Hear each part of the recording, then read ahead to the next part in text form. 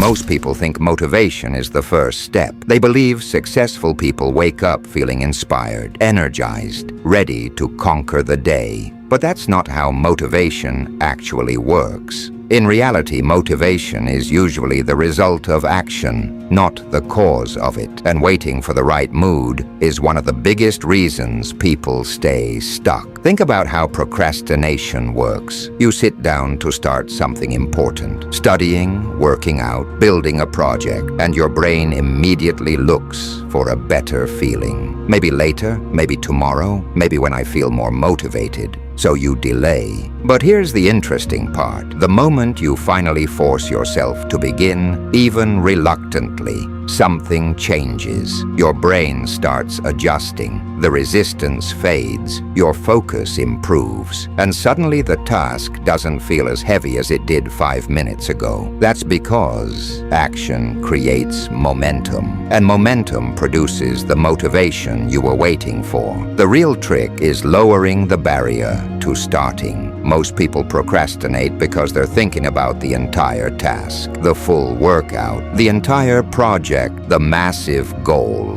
That feels overwhelming. Instead, shrink the starting point. If you want to exercise, don't think about an hour at the gym. Just put on your shoes. If you need to study, don't plan the entire chapter. Just open the book. If you want to work on something important, commit to 5 minutes. Small actions feel manageable, and once you start moving, continuing becomes much easier. This is why people who make progress don't rely on motivation. They rely on starting, because once the first step happens, the brain shifts from resistance to engagement. Energy increases, focus improves, the task begins to flow. So the next time you catch yourself waiting to feel motivated, remember this simple rule. Don't wait for the feeling. Create it. Start small, move forward, and let momentum do the rest.